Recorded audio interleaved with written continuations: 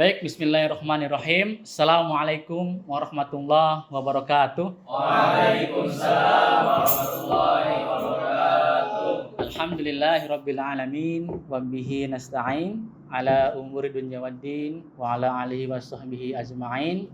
Rabbi shrah li sadri wa yassir li amri wahlul 'uqdatam min lisani yafqahu qawli amma ba'du.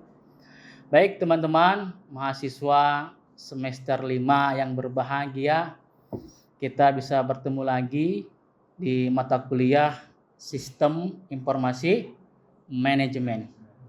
Ya, Sistem Informasi Manajemen. Ya, alhamdulillah kita bisa berjumpa. Ini pertemuan ke-5 ya. Betul tidak? Betul. Alhamdulillah. Baik, teman-teman semuanya, ya, sebelum kita memulai perkuliahan kita, alangkah lebih baik kita berdoa kepada Allah, mudah-mudahan perkuliahan kita bisa menghasilkan ilmu yang bermanfaat. Amin ya rabbal alamin. Berdoa dimulai.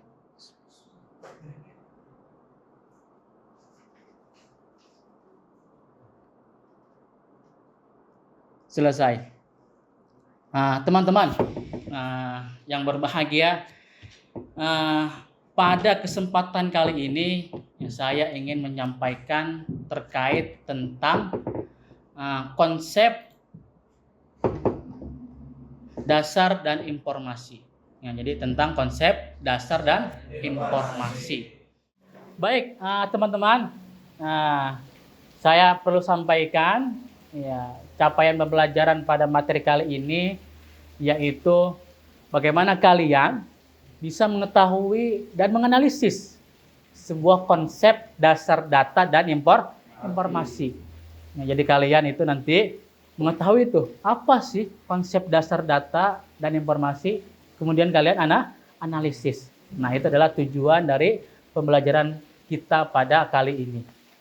Nah, sebelum kita melanjutkan pembahasan terkait konsep dasar dan data informasi, saya ingin menanyakan pembelajaran yang minggu lalu kita bahas.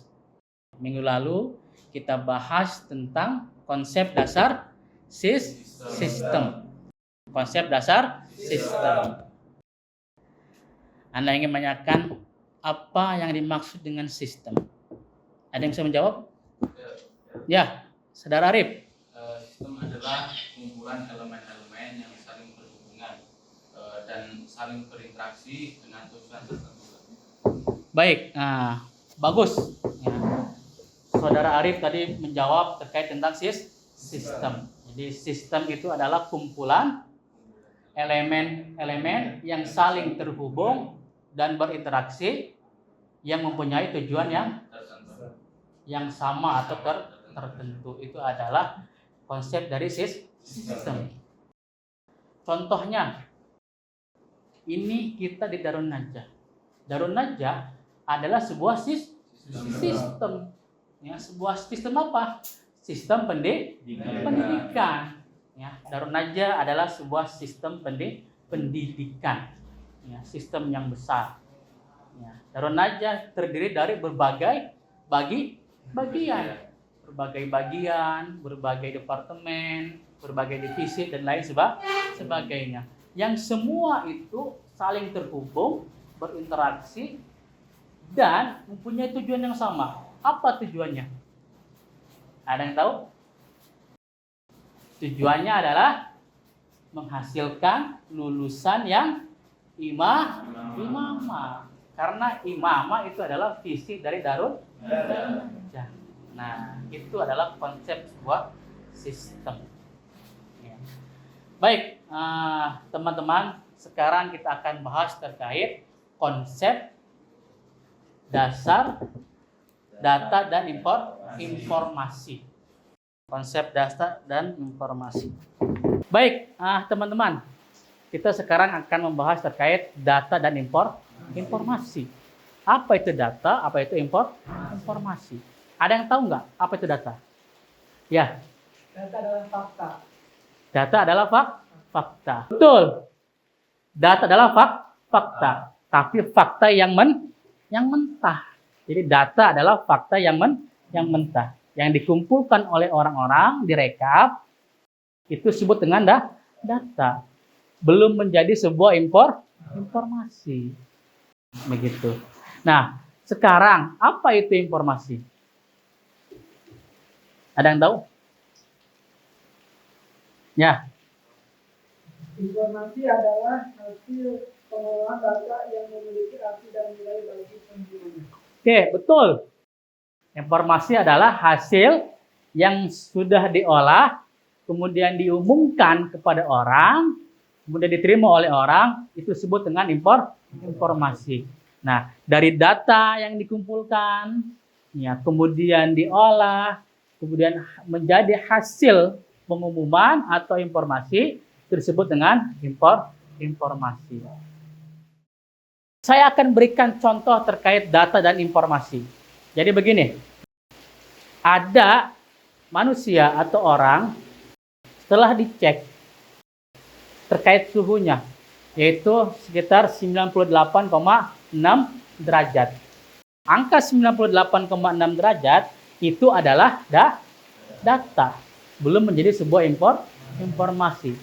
Ketika seorang dokter memeriksa kemudian mengumumkan bahwa suhu orang tersebut normal, nah itu disebut dengan informasi.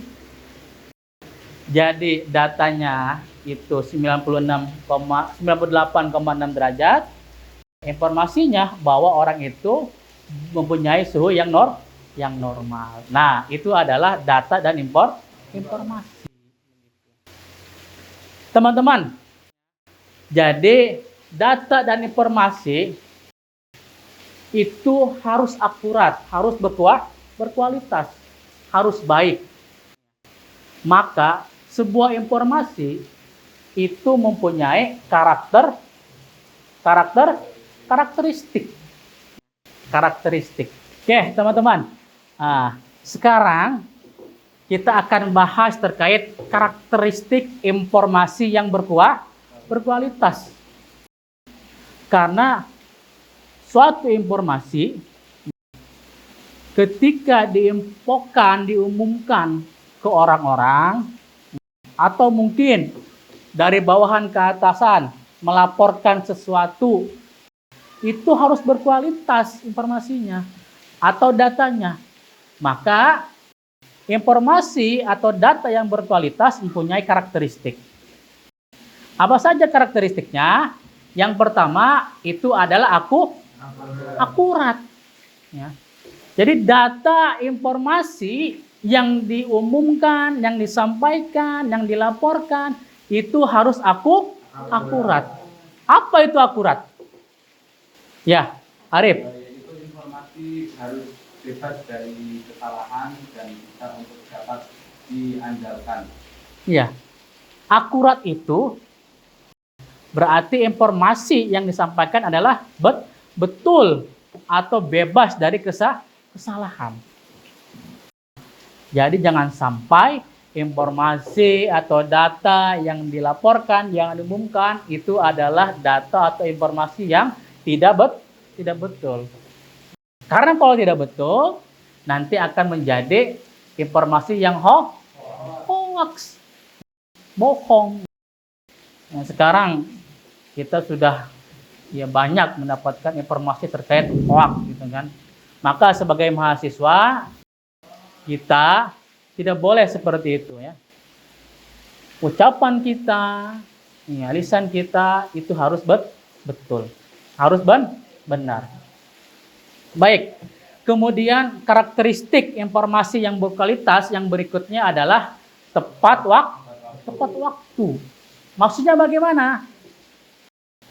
Contoh, ada sebuah bawahan melaporkan ke atasan, misalkan terkait kealfaan mengajar misalkan, atau terkait alfa jamaah. Yang dilaporkan adalah data yang bulan lalu, bukan yang sekarang. Itu namanya tidak tepat waktu. Kenapa?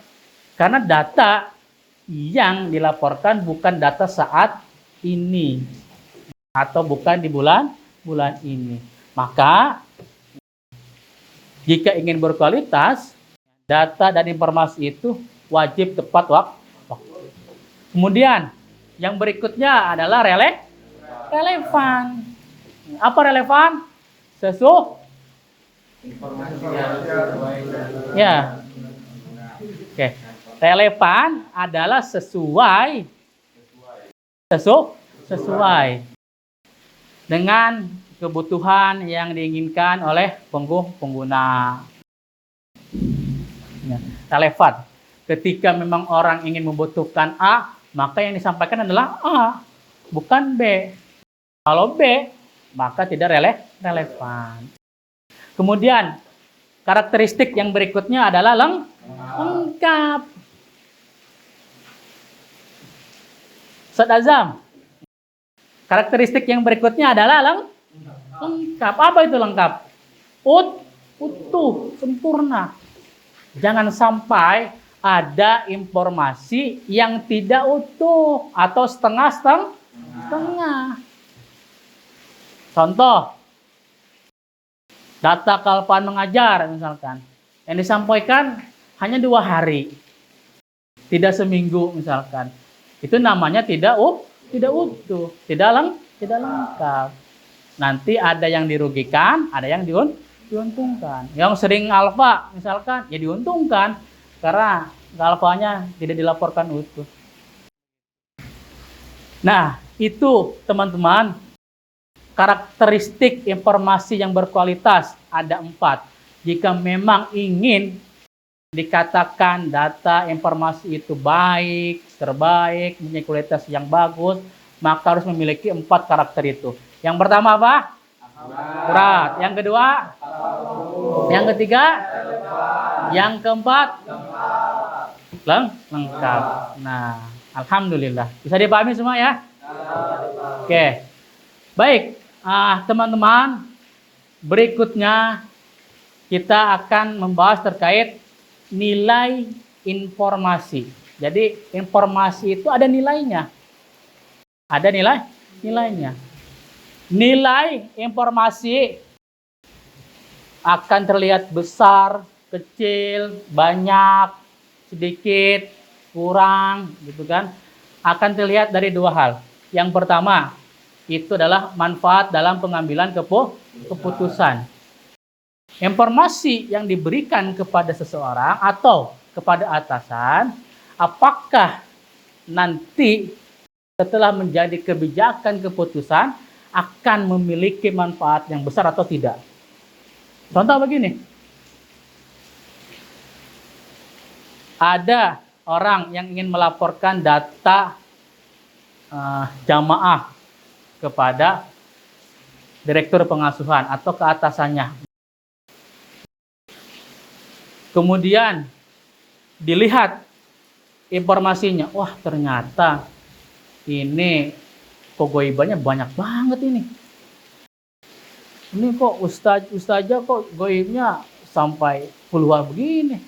Nah, nanti si pemimpin itu akan berpikir, wah berarti ini harus dibuat keputusan kebijakan terkait tentang jamaah. Apakah mungkin guru-guru itu harus apel atau harus tabkir atau bagaimana begitu kan? Ternyata pemimpin itu memilih keputusan, wah guru-guru wajib jamaah di masjid, kemudian sebelum azan sudah harus apel. Kebijakan ini, keputusan ini, apakah mempunyai manfaat yang banyak atau tidak? Kalau misalkan keputusan ini mempunyai manfaat yang banyak, sehingga semua guru-guru jamaah, berarti nilai informasi yang diberikan orang tadi kepada atasan itu mempunyai nilai yang besar, karena ya menghasilkan keputusan kebijakan yang merubah guru sehingga bisa berjamaah. Itu contoh begitu. Nah, kemudian yang kedua tadi ya, selain manfaat dalam pengambilan keputusan, yang kedua adalah faktor penentu nilai. Ini bisa dilihat dari tadi, akurasi, ketepatan waktu, relevansi, gitu kan. Kemudian lengkap. Nah, itu juga bisa menjadi salah satu nilai informasi yang bagaimana, apakah besar atau kecil, apakah manfaat atau tidak. Nah, contoh kalau di perusahaan, misalkan ada informasi terkait tren pasar. Jadi seorang anak buah menyampaikan ke pimpinannya tentang tren pasar. Wah, ternyata tren pasar lagi naik nih, begitu. Kemudian, ya perusahaan membuat keputusan. Oh, kita harus investasi karena di pasar lagi naik nih, begitu kan? Dolar naik, semua naik. Ketika kita investasi, maka akan mendapatkan keuntungan yang besar. Nah, disitulah dilihat dari besar tidaknya.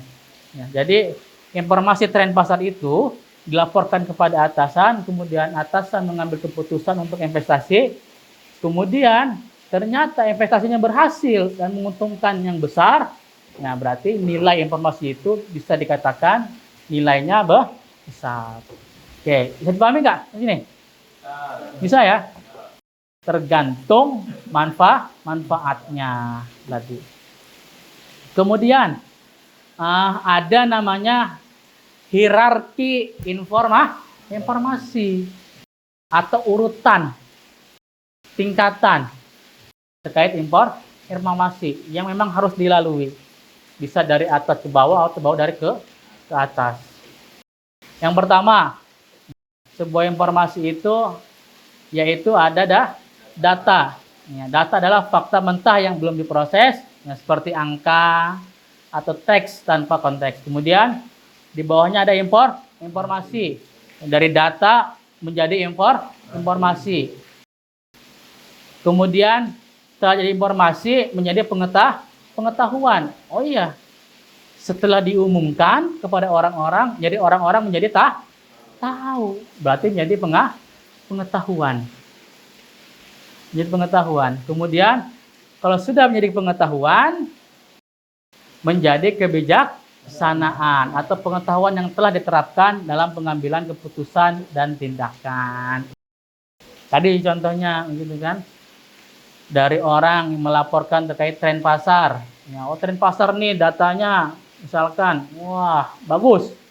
Kemudian dilaporkan ke pimpinan yang menjadi sebuah informasi. Kemudian pimpinan mengetahui terkait tren pasar, disebut dengan pengetahuan. Kemudian pimpinan membuat keputusan kebijakan untuk investasi, disebut dengan kebijaksanaan. Begitu ya. Itu adalah hierarki dari sebuah informasi. Bisa dipahami ya? Oke. Baik, berikutnya adalah jenis-jenis informasi dalam organisasi. Ini ada 3. Yang pertama adalah informasi operasional, yang kedua informasi taktis, yang ketiga informasi strategis. Apa itu informasi operasional? Adalah informasi yang dilakukan sehari-hari. Apa itu informasi taktis? Itu adalah informasi atau perencanaan jangka menengah. Apa itu informasi strategis? Adalah perencanaan jangka panjang. Ya, informasi yang dihasilkan untuk jangka panjang. Begitu. Baik, teman-teman. Nah, itulah yang bisa disampaikan pada kesempatan kali ini. Tadi kita sudah membahas terkait konsep dasar dan informasi. Sekarang, sebelum kita mengakhiri pertemuan kita, saya akan merefresh dulu, akan memberikan pertanyaan, apakah yang saya sampaikan bisa dipahami atau tidak, begitu. Dengan apa? Ya dengan melakukan pertanyaan kepada mahasiswa, begitu. Baik, ini ada pertanyaan, minta tolong dijawab, yang bisa angkat tangan. Nah, pertanyaan pertama yaitu apa yang dimaksud dengan data? Ada yang tahu? Ya, Sidki, silakan. Data adalah fakta mentah yang belum diolah.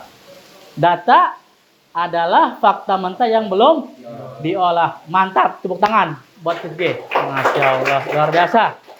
Nah, kemudian apa yang dimaksud dengan informasi? Ada yang tahu? Oke. Informasi adalah hasil pengolahan data yang memiliki arti dan nilai bagi penerimanya. Bagus. Ya, luar biasa Revo ini ya. Begitu. Tepuk tangan buat Revo. Ya. Terakhir, pertanyaan terakhir nih. Siapa yang bisa menyebutkan hierarki sebuah informasi? Oke, awal. Yang pertama ada data, yang kedua ada informasi, yang Terus? ketiga ada pengetahuan, Oke. yang keempat ada kebijaksanaan. Yang keempat ada kebijaksanaan. Pertama tadi data, informasi, pengetahuan, kebijaksanaan. Luar biasa awal ya. Tepuk tangan buat awal. Masya Allah. Baik teman-teman, ya dapat kita simpulkan pembahasan pada pertemuan kali ini yaitu data adalah fakta mentah yang belum diolah. Informasi adalah data yang sudah diolah kemudian sudah diumumkan. Nah, disebut dengan informasi. Kemudian data informasi yang berkualitas itu harus memiliki karakteristiknya. Yang pertama itu akurat, yang kedua itu adalah tepat waktu, yang ketiga relevan, yang keempat lengkap. Ya, jadi sebuah data yang berkualitas itu memiliki karakteristik itu. Ya, jadi kalian nanti kalau mempunyai data dan perlu diumumkan, maka dicek dulu apakah sudah ya memenuhi karakteristik itu atau belum. Kalau sudah ya silahkan untuk dilanjutkan. Kemudian hierarki informasi itu ada berapa? Saat awal ada 4. Pertama data, kemudian informasi, pengetahuan dan kebijaksanaan. Nah, itu adalah hierarki urutan dari sebuah informasi. Nah, ini adalah kesimpulan yang bisa kita ambil pada pertemuan kita kali ini. Intinya, ya, saya berharap kalian terus semangat dalam menjalankan perkuliahan ini ya. Begitu. Saya doakan mudah-mudahan kalian bisa lulus dengan tepat waktu. Amin ya rabbal alamin. Baik, nah ini mungkin yang sudah disampaikan. Kurang lebihnya mohon maaf. Ya, marilah kita tutup pertemuan kita dengan membaca Alhamdulillah. Alhamdulillahirabbil alamin. Terima kasih. Assalamualaikum warahmatullahi wabarakatuh. Waalaikumsalam warahmatullahi wabarakatuh.